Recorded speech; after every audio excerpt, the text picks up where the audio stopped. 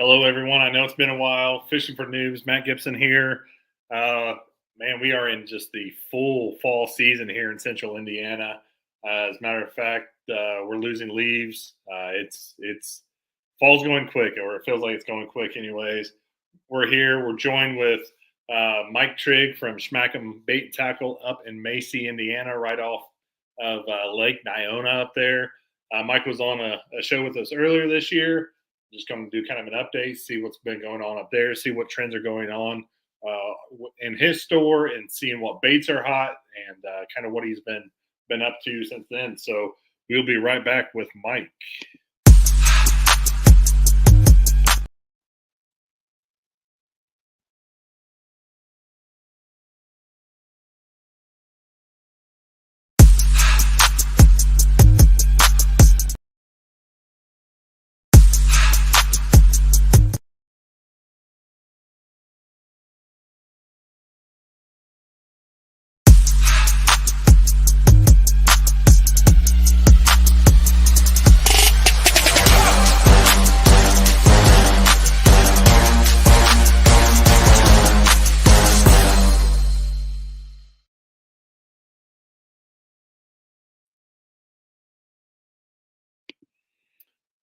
Awesome. Mike, welcome to the show again. Hey, Matt, how you doing? Doing all right, man. It's been a little while since we talked on the show here. Kind of what's been going on up in your neck of the woods? Lots of tournaments, lots of fishing. You know how that goes. Yep. Trying to get busy and preparing for all the big shows coming up early in 2025. So that's always a big thing. Planning on new kayak seasons, new regular tournament season.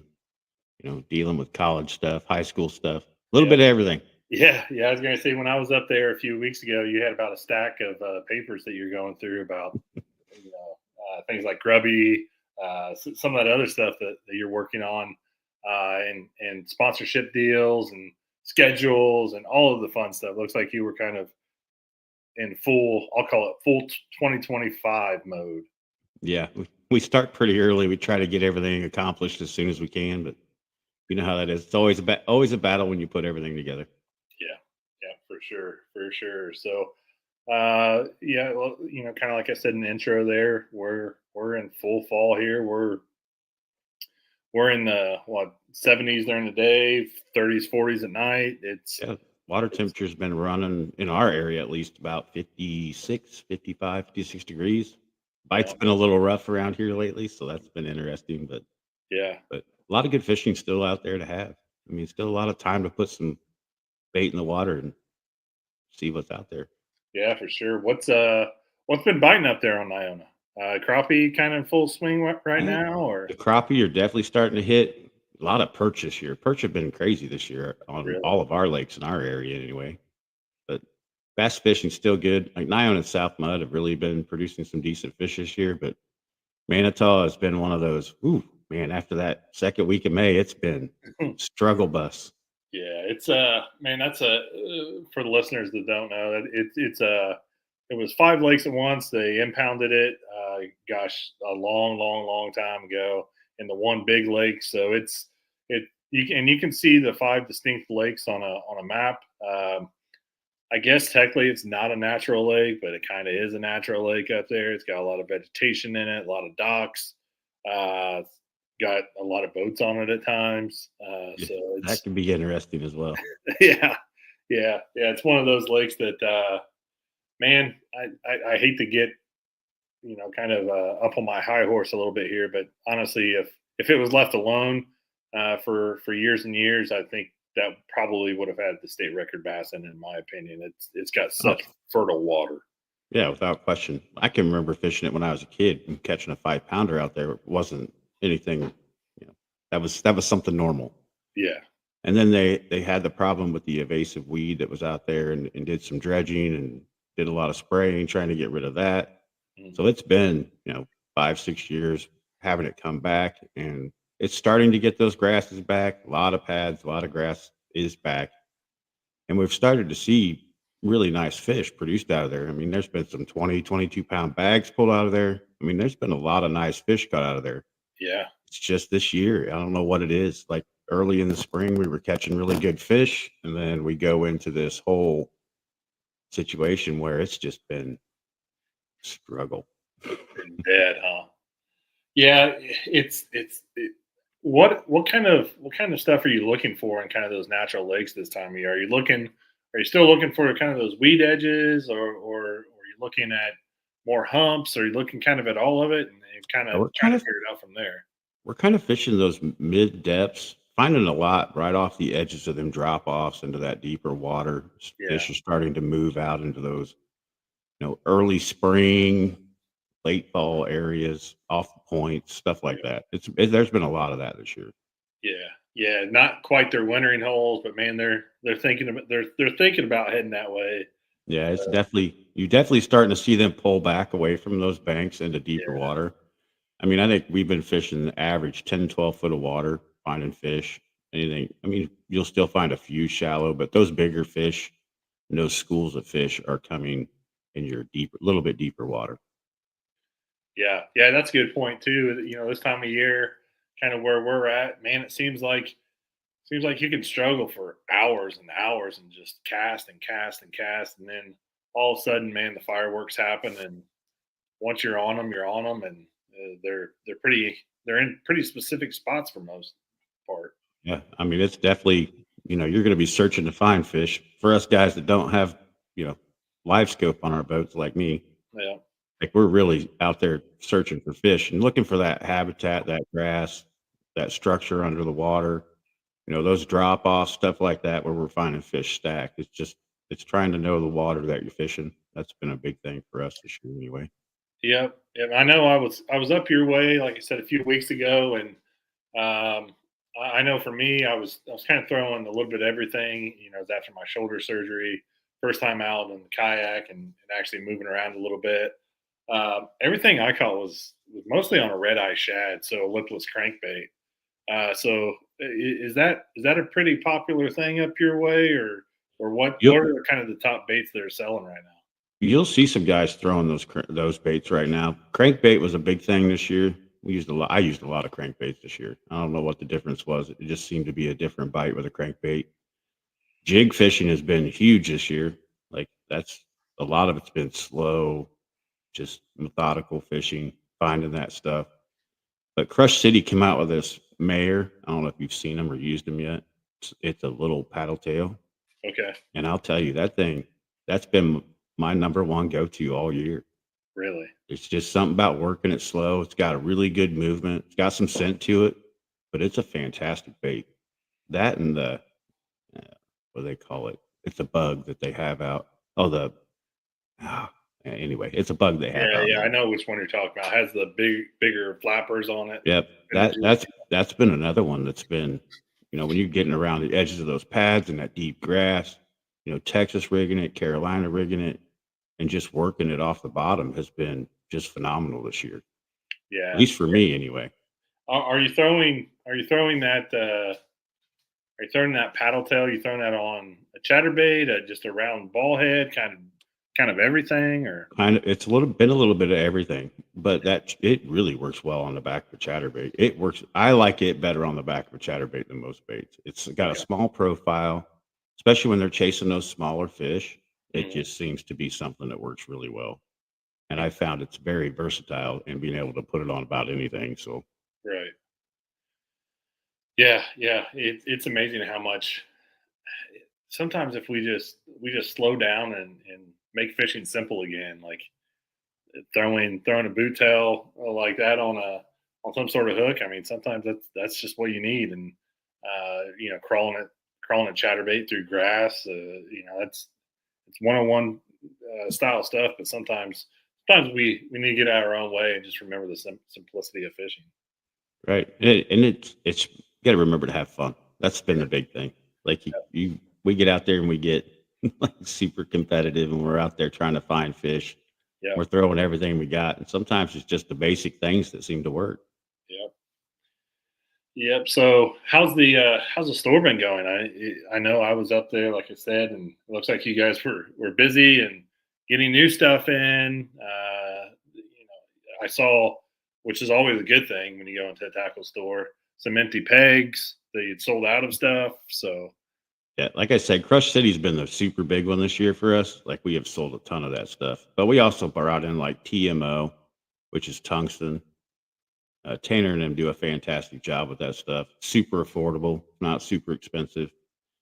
Like Bird Dog Rods, bringing them in, like that's been a fantastic experience having those guys in our store, and just being able to grow the product line that we carry here has been fantastic.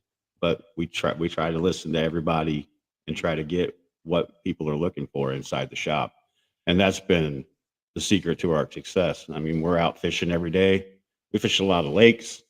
I mean, we're mingling with everybody that's fishing everywhere from Gunnersville all the way up into St. Clair. So, and it's having that fishing community that's super important and helps you stay on top of where you need to be at the shop. So, yeah, I know. I was getting ready for the St. Lawrence River trip, and I had kind of a wish list and called you up, and you had it there, and in no time for me, I picked that stuff up, and yeah, TMO, tungsten, and then some VMC hooks. I mean, you guys have a wide product line. You have many products that you guys offer, and yeah, I would encourage anybody out there. If you're looking for something specific, get a hold of Mike and those guys.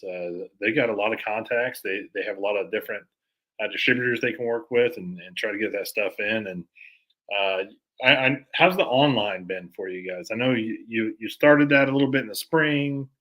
it's still a work in progress. Like all of our stuff is on there, our baits that we make personally here at the shop. But as we're starting to grow that online presence with our web page, that we're starting to add more stuff to that, which that should be coming up here pretty quickly. We'll be everything we offer in the shop except maybe rods will be carrying online as well. And if there's something that you want us to carry in for you, or you want to put in an order, we try to work with everybody to establish a good price for them. I mean, it can get super expensive nowadays trying to buy all the stuff you need to get into fishing season. So we try to offer local anglers and anglers in general, a little bit better deal if they're buying a large quantity of product from us. So if we can help anglers out, that's what we're here for. And that's one of the reasons why we built the shop. Yeah, and me personally, I'd rather go through somebody like you that I can pick exactly what I want out. And yeah, I wouldn't do this for like one or two baits, but like if you're talking about a bulk order, man, there's no easier way to do it. Give you guys a wish list of exactly what you want, and gosh, it was less than a week. My stuff was ready. Yeah, All of there's times that if you give us a list and I can sit down if I'm not on the lake 7 days a week. But a lot of times I'll sit down in the evening or whatever, and I'll put those lists in. And if I can't find them, I do everything I can to try to find them. But like getting that stuff in and doing what we can to help you is exactly why we built the shop. I mean, sometimes you go online, you buy stuff, and you're not exactly getting what you want. It's hard to work with returning stuff sometimes, it. and that's you know, we got tired of having to always look for it and hunt it down and can't find it, and Yep. it's we were like, it's time. We got to have something local. Yeah.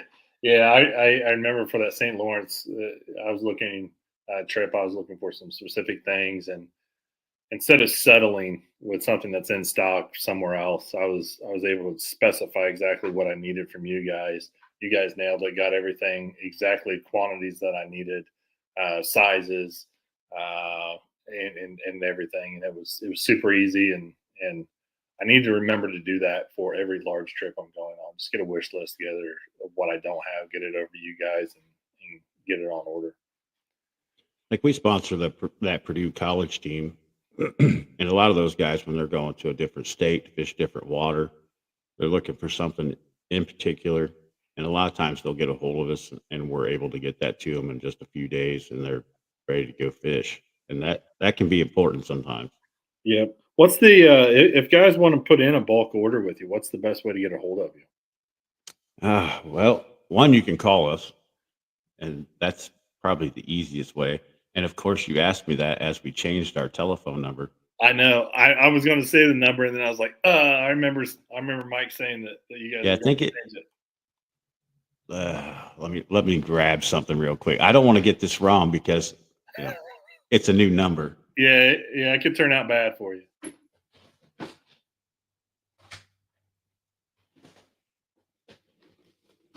I'm pretty sure I know it in my head, but you know how that works. Oh yeah, We're getting older. It's not always the same, yeah. same process. But the new number to the shop is 574-857-0169. And there is usually someone here. If not, leave us a message. I will be happy to get back to you. I'm in the shop every day, so like I will get back to you and we'll get that list put together and get it ordered and get it here for you. That's awesome. That's awesome. That's great. That's something that I appreciate about tackle shops like you yourself is you're able to do that. You're not, and then you don't have to wait weeks to see if it's back ordered or anything like that. You know what's in stock and when you're going to get it, and it's much easier. So, We try to stay on top of all that stuff, especially, having multiple different distributors. It gives us opportunities to look for different things. There's times that we can't find everything. That is a yeah, real struggle in this industry, and you know how that is. But if we can find it, we'll get it for you. That's yep, the thing. yep, yep. So what's been kind of the hot baits selling out of the shop there? Of course, Anything we sell a surprising? ton of our own product. Like Yeah, Mike does a fantastic job on our baits that we make ourselves. Um, but that Crush City stuff has been the number one selling bait since we were at the shows last year. It's just, I mean, you got a lot of the new Berkeley stuff that came out this year with the Credge and stuff like that. Those are selling really well. I mean, of course, your jackhammers, those are always selling well. hmm, I mean, sometimes it's hard to keep jackhammers in stock. yeah. Especially certain colors. Yeah, I mean, they make so many colors, Yeah, and you got guys that want their own particular color. But yeah, and it really depends on what time of year it is. You know what I mean?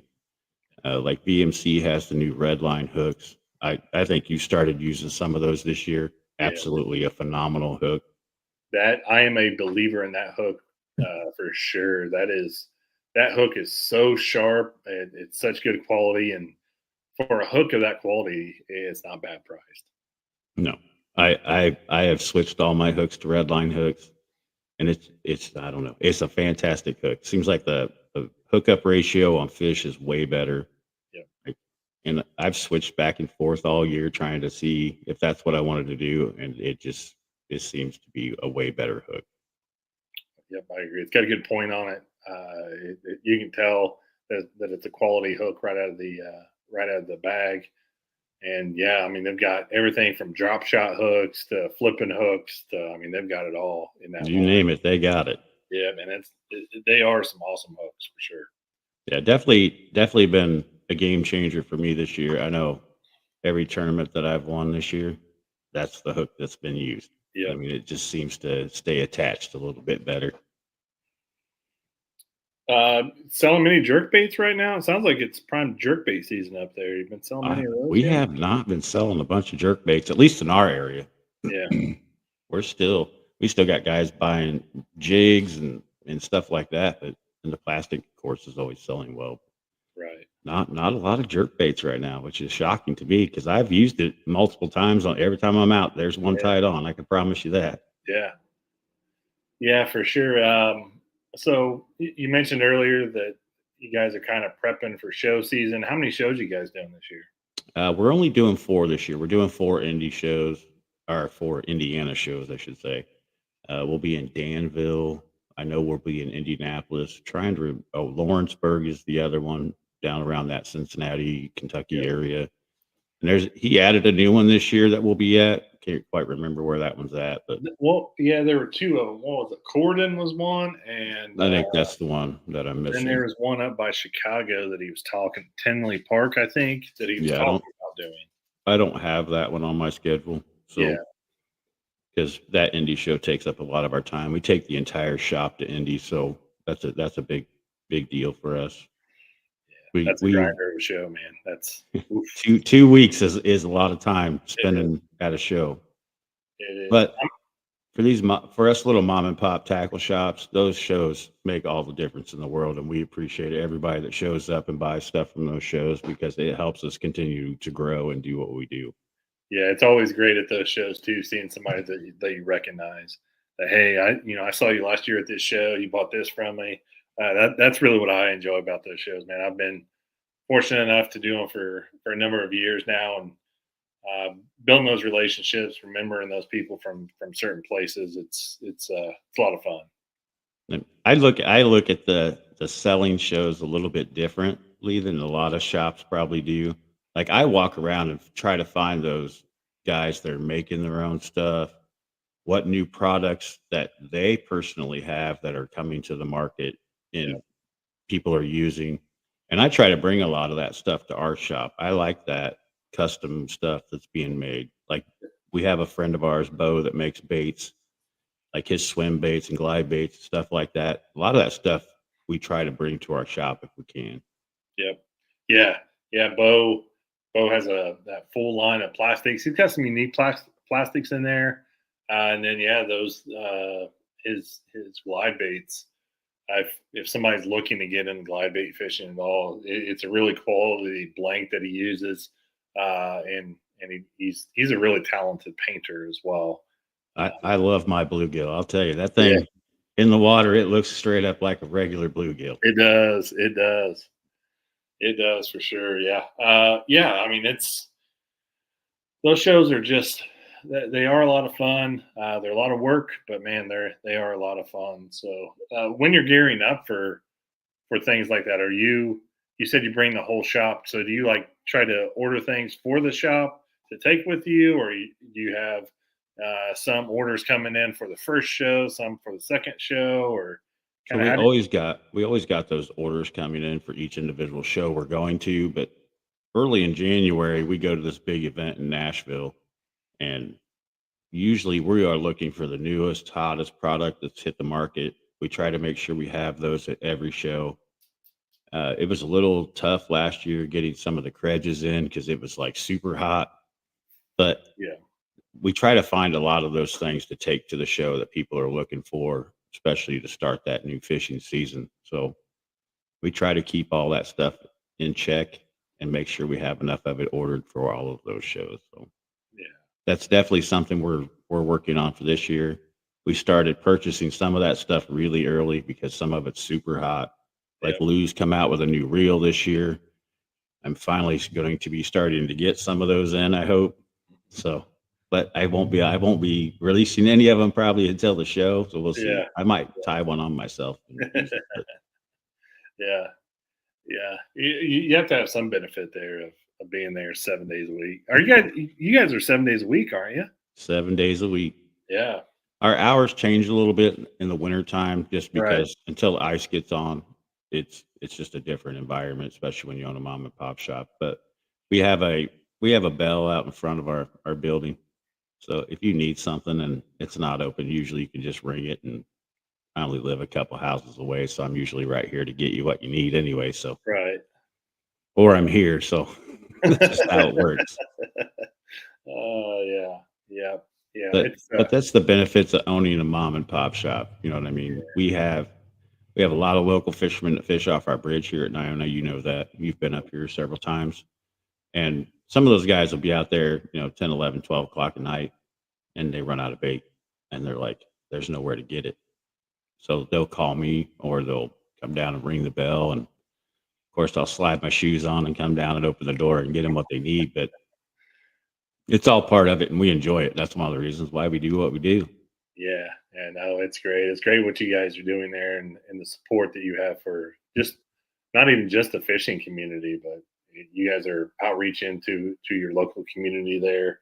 And then you have, I guess, kind of two shops.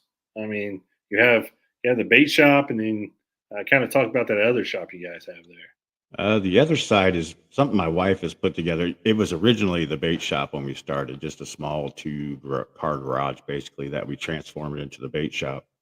But when we built the new building, we needed something to do in there. So my wife and Lori, which is Mike's wife, went together and started putting all the stuff together. They brought a lot of local vendors, and they make like these nice wooden carved fishing plaques from lake style stuff. Yeah. So there's a little bit of everything in there. Like we have ammo boxes in there. Yeah. We have our own swag in there that local vendors have made for us. So there's a lot of cool stuff in there. I tell my wife all the time I have to stay out of there because I tend to spend some money in there. Yeah, it's funny when I go over there because there's also some groceries and things over there too. When I've Right. been over there, I'm always like, man, this looks completely different. It's arranged the same way, but Yeah. this store looks completely different what it did 2 to 3 months ago. So Yeah. One of our vendors actually made the flag that's behind my head. nice. So they do make some really cool Yeah, stuff. It's affordable and it's helping someone in our local area. And we're really big on that. Like we did a big fishing tournament for our local fire department. We try to do a kids fishing thing every year, some kind of kids event. We did a thing for the veterans last year. And it's just we try to do as much for our community as we can and give back. I mean, that is probably the biggest thing for us. We are super close to our community and the surrounding community, and we want to continue to build that with each other. Like we do stuff for the town, you know, benefits for people who are needing some stuff for benefits. We really try to reach out and do those things and help those people. And all of our angler community helps make that possible by when they're shopping here. So, it doesn't just stay here. We give it back, and we give a lot of it back to the community itself. absolutely. Man, your community, our fishing community, and I would say there's less divided lines than what there used to be before. But used to as a kayak angler, we used to have to kind of come in and beg for stuff or beg for help or support from businesses that were used to catering to bass boat guys or fishermen that weren't in a kayak, and that's something that you guys have done great. You're very diverse in what you guys support too. I mean, Right. you support everything from kayak angling, Indiana Kayak Anglers, Grubby, and then all the tournament stuff you guys do. You guys run night tournaments. You guys are involved with other tournament series. You guys are involved with the college series. Like it goes on and on and on, and that support is just tremendous from a business like your guys. I think we're up to 5 high school teams now that we sponsor. So, Wow. there's a lot of that stuff, and I like the kayak anglers. I really enjoy those guys. Super fantastic group of people, and the more I get involved with those guys, I really, really enjoy what they're doing. It's a fabulous community of people. Yeah. But you find that no matter where you go, a lot of times in that angler community itself, Yeah. it's just a super great family oriented group of people. Yeah. Yeah. I know that you guys supported Indiana Kayak Anglers in our championship this year. Invited us up there. Had a That was a lot cookout. of fun, by the way. Man, Thank you for that. it was awesome. Thank you guys for supporting it. And yeah, our anglers loved it. It was great interacting with you guys up there, and that was really a really good event. Had a lot of fun, and man, we just enjoyed ourselves there.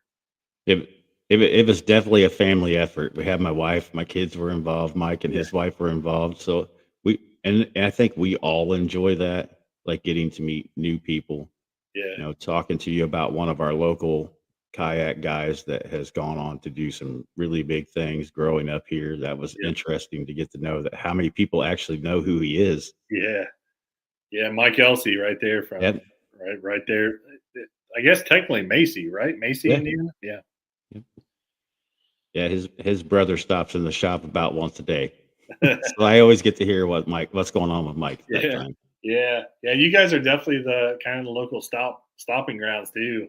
I don't know if there's been a time in there that I haven't spent more than 10 or 15 minutes, and somebody else is stopping by. It seems like they're on their daily route. So And I honestly think that's one of my favorite things about the shop and being here every day is I have talked to people from 70, 80, 90 years old that have fished for seems like forever. yeah, You get that first time fisherman that walks through the door. What can I do? What do I need? Can you help set me something up so I can catch some fish? We have a couple of Airbnbs here on the lake, and having people from different parts of the country come in that have fished different bodies of water. Some of them might be ocean fishermen, but have never fished freshwater itself. Yeah. And walking those guys in, we had a group of guys that came in one day and they're like, "Can you set us up with something? We just want to catch some fish. We've been out here for 2 days. We haven't caught one fish. Just help us catch fish." Went out on my boat maybe an hour or two after setting them up. And they're like, "Man, this is fantastic. We've caught more fish than we ever thought we would catch out here." So Yeah. it's kind of nice. We know the water, we fish the water. And if we're not fishing the water, we know somebody fishing the water. So Yeah. it definitely helps in that whole helping people grow in the Man, sport. that's what I miss out of a tackle shop too. It's just the and it's not even talking about spots or talking about this or giving away that. It's really just talking about fishing. Like Right. and that is becoming a lost art these days because everybody's so close. They want to keep everything so close to them. They don't want to let out this big secret or anything like that. But that's one of the things I enjoy about your shop. You just go up there and man, you never know who's going to come through the door, and you're just talking fishing. That's all you're doing. Like, Yeah, there's a wealth of knowledge that comes through the door sometimes. oh yeah, Some of those older guys, there's an old guy here on the lake named Terry or John, either one. They'll come up and start talking about fishing and you're like, "I had never thought about trying something like that." yeah, So yeah, you learn a lot just by listening to a lot of those stories. yeah, yeah, And if not, you may just get a really good laugh at some of the stories. So yeah, yeah, yeah. Some of them are a little bit crazy, but man, that's what makes storytelling interesting sometimes too. it's definitely the highlight of having this little shop here. I can tell you Yeah. that. Yeah, I mean, you and I have been fortunate enough this year to actually get out in the boat and fish a little bit and kind of cut up out there and talk fishing too. And just talking fishing to me, that's something I love to do. And, we fish a few spots or somewhere that I grew up fishing. And man, that was a lot of fun. Seeing you guys participating in those night tournaments. I didn't get to fish as many of those this year as I had in the past, but man, I always wake up the next morning and make sure I check the results for sure. So that's going to be a little bit different this year. We're kind of putting this little podcast thing together that we want to start doing. So that we'll try to focus on like what's going on in that kayak angler circuit, what's going on some of our local tournament circuits and different, clubs and stuff that got stuff going on. And then like our night tournament, we plan on doing, I think it's 5 or 6 lakes this year. Okay. And then, doing an angler of the year. It's going to be a little more organized in how that night tournament stuff works. But we try to do a super good classic at the end of the year, looking for sponsorship that we're going to put into that and kind of give some of that stuff back to the anglers that are coming and spending their time on the water. But those night tournaments are absolutely fun. Yeah, they're a blast, man. They can be a challenge. They can be, uh, I mean, they can be really mentally challenging, is what I've found. Like they can drain you because you're fighting elements you can't see. You can't, Right. it's kind of out of your comfort zone. And a lot of times you're kind of talking in the dark, talking to your partner. There's really you can't see them. Can't see each other from one end of the boat to the other. Yeah, You're yeah, getting chewed to death by mosquitoes. yeah, That's always a pleasure. But yeah, yeah. It's yeah. I mean, it's I've always kind of night fished, here and there, but adding that tournament element to it really makes it fun and really makes it enjoying too. yeah, for anglers that have never bass fish at night, it is definitely an interesting experience. Like we went over to Beaver Dam this year.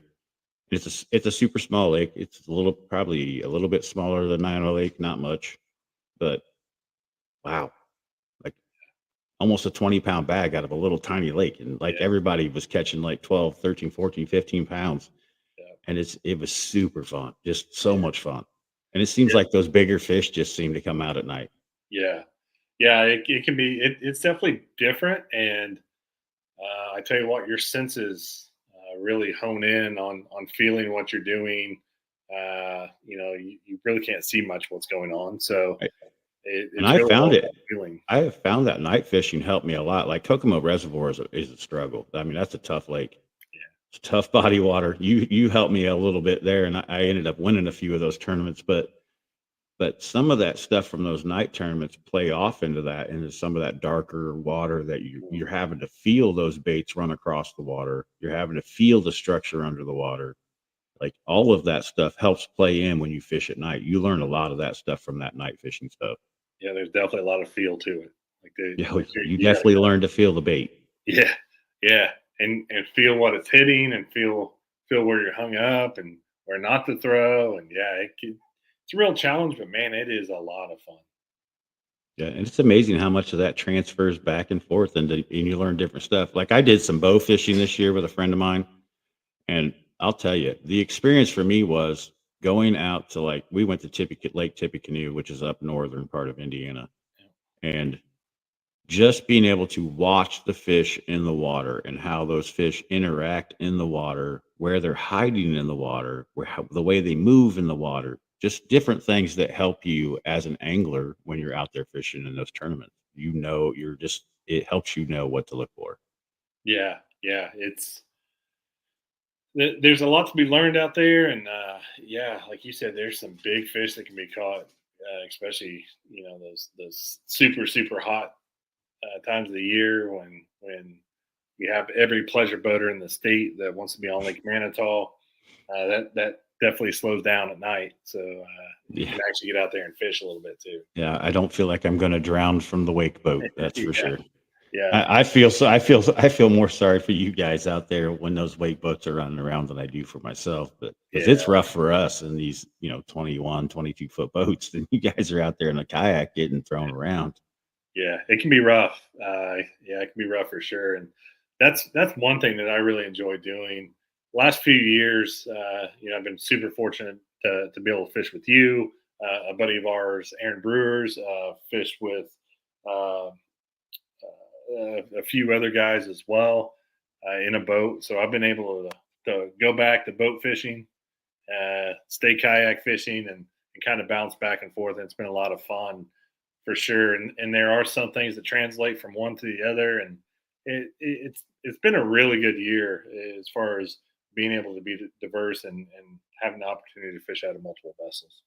Yeah. Oh, that's definitely a great experience. I learned a lot. Like I fished with Chance Tasky a couple times this year, fishing with Mike, fishing with you, fishing with high school anglers, fishing with college students, Yeah, doing a lot of that stuff. You really learn a lot from each other. I mean, and that's part of the experience of what we do. Like, yeah, and surrounding yourself with a large, diverse group of people who might fish different styles, different vessels.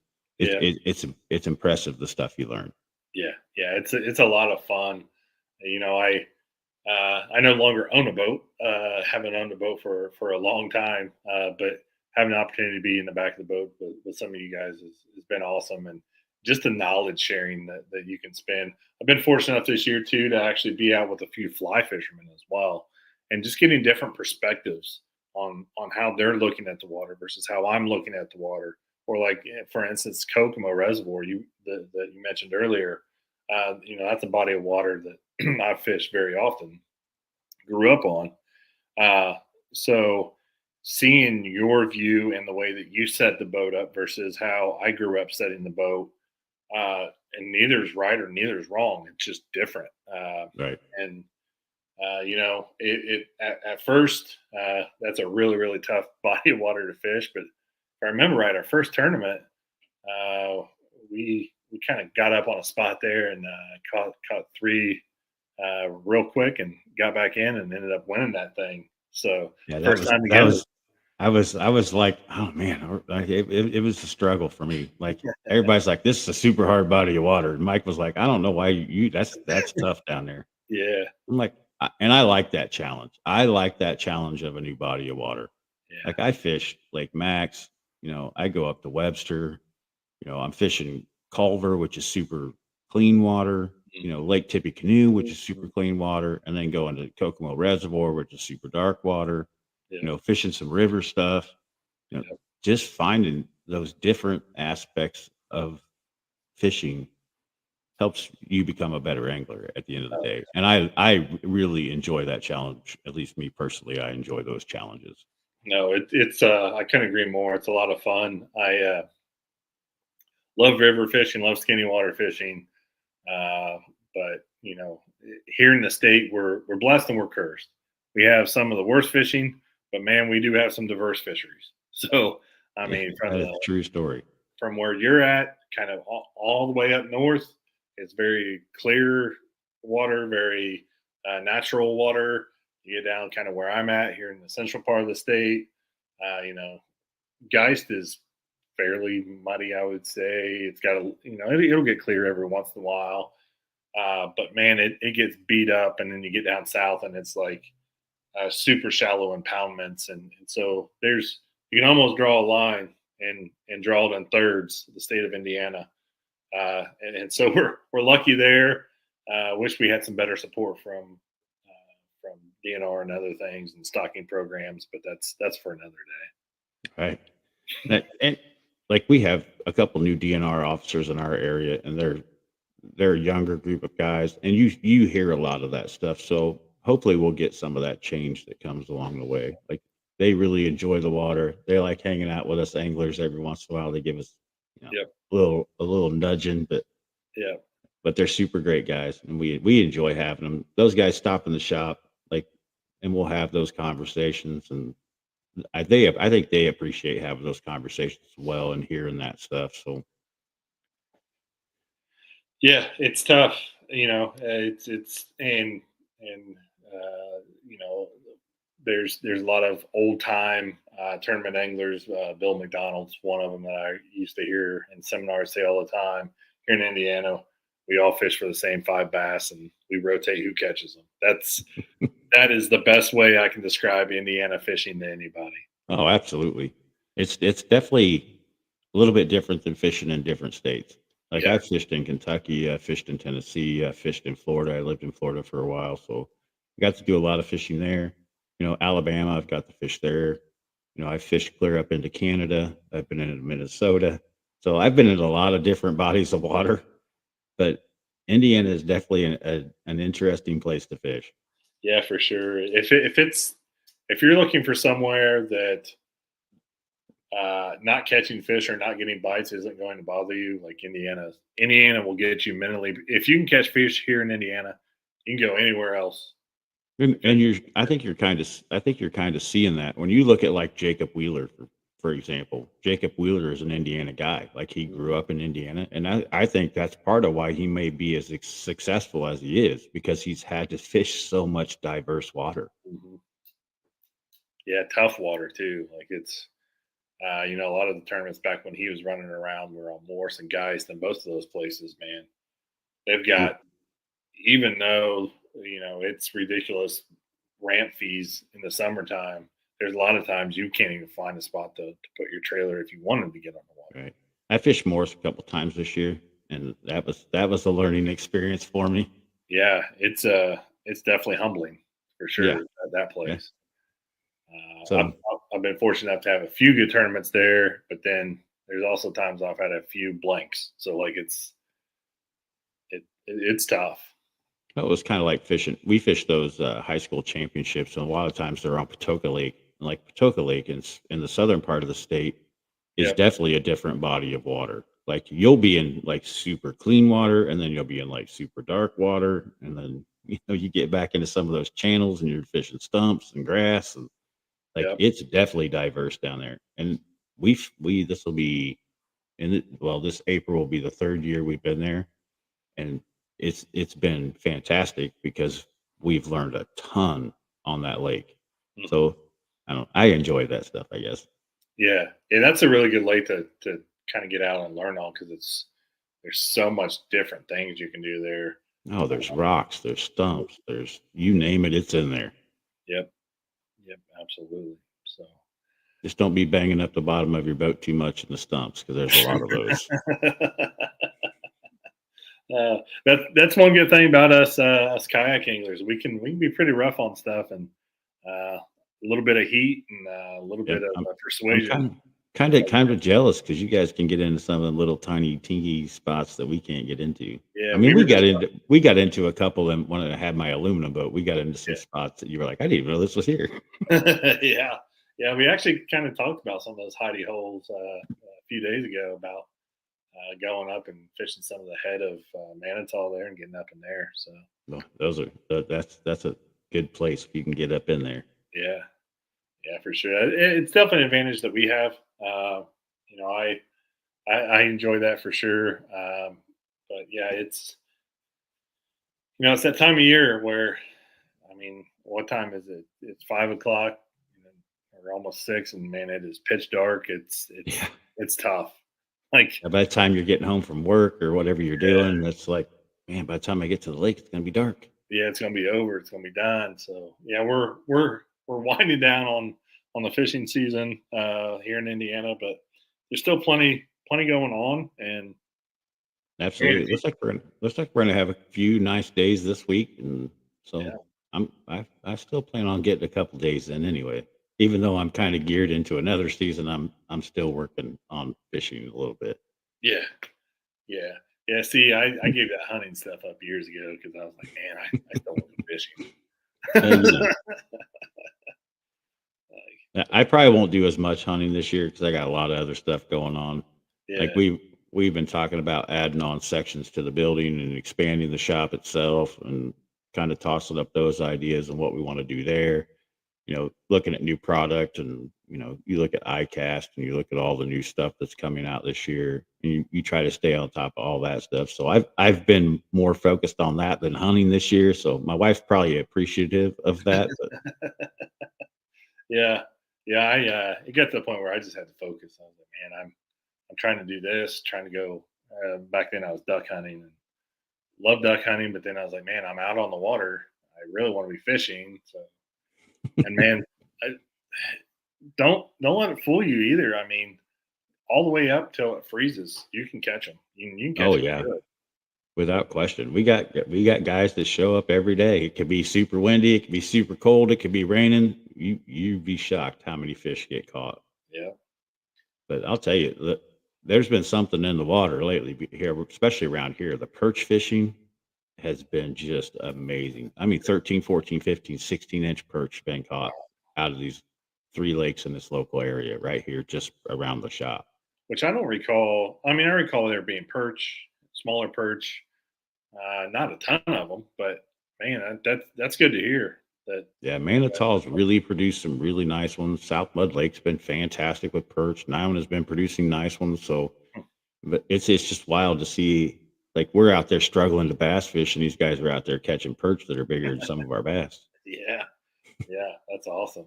That's great. So, But I mean, I enjoy that stuff. yeah, So yeah, I enjoy all types of fishing. I'm not a bass snob by any means. I love throwing a minnow out there once in a while and just watching the bobber do its thing. oh yeah, I'll be out there in my bass boat, and I guarantee if you look at my rod locker, there's a bluegill rod, and there's a crappie rod, there's an ultralight in there somewhere. Yeah, yeah, for sure. I may switch up, especially in the early spring when you see all them big red ear and bluegill are moving Oh up into them grasses, and it's like yeah, I was over on South Bud this year, and I pulled into a spot, and I'm like, yeah, I'm switching. There's like 1,000 of them right here around the boat. I'm just gonna I'm just gonna do yeah, this. yeah, yeah. And you guys have some big old red ear up that way Oh, too. it's they are fantastic. Yeah, Some of the biggest red ear I've seen around in the area anyway. yeah, yeah. Yeah, they're absolutely huge. Some of them. It's uh, there was, I think it was last summer. I got on them. Actually throwing a drop shot around. They were just tearing the hell out of a drop shot. Yeah, we put the local board up in the shop here for the lakes in the area that people catch them on them, and they'll bring them in and weigh them and all that type of stuff. And I think there's like 3 or 4 on there that are close to the 2 pound mark. Jeez, So that's I mean, crazy. those are big. Yeah, yeah, those are huge, huge fish. So, well, Mike, we're getting up on that hour kind of time frame. Do you have anything you want to kind of talk about? Events you guys are going to be at? How to get a hold of you? Best way to contact you? All that fun stuff. course, I gave you guys our new telephone number, that 574-857-0169. I think that's it. Yeah, that sounds right. Of course, you can always find us at smackandbaitandtackle.com. Or it's actually smack'em.com. Okay. Which we'll be adding a lot more to that. Of course, we're going to be starting our own little podcast situation, hence the new microphone, trying to get all the stuff decorated and done behind me. And that way you can check in, see what's going on in the local waters in our area, what's going on in some of these tournaments, what we got coming up, what's going on in the college circuit, the high school circuit, all that type of stuff. It's just something that we want to offer our local community and local anglers so they have a place to go to talk to local fishermen. We'll bring guys on, of course, like you or, other anglers that are out there to kind of find out more about them and how they got into the love of the sport and why they do what they do. Yep. And so it's just work, man. Just trying to build the community and give them a place to come and enjoy themselves. Yep. You guys do a hell of a job at doing that, and appreciate you being on. So you got what? January, what was it? The second week of January is the first show this year. We will be headed to Nashville the very first week right after New Year's. We're off to Nashville. We will spend, I think it's 4 days in Nashville.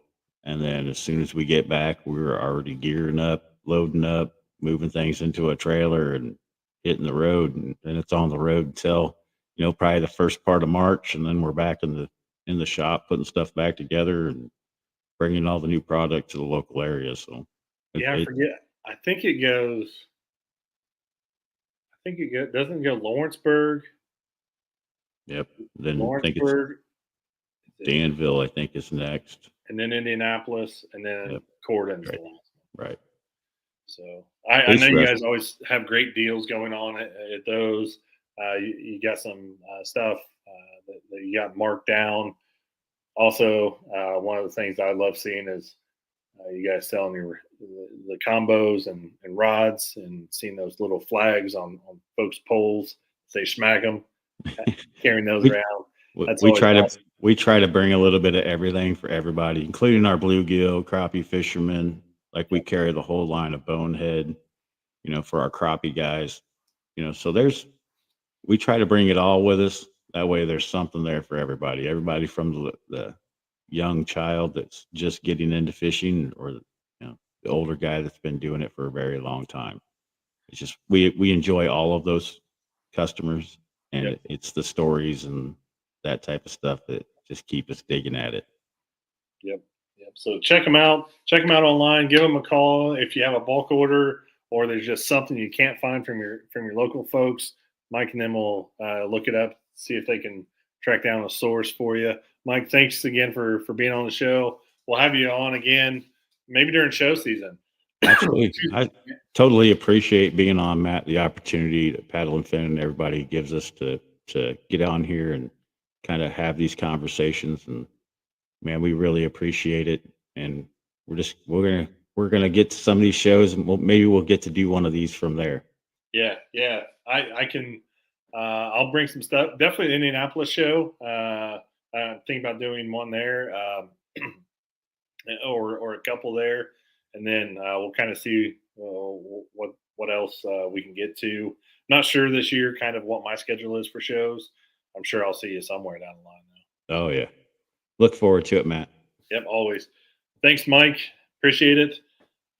For everybody out there, thank you for listening to another episode of Fishing for Noobs. Appreciate you guys listening. If you have any questions, if you have any show topics, please get a hold of me. I'd love to hear any comments that you guys have. And with that, we will see you guys next time.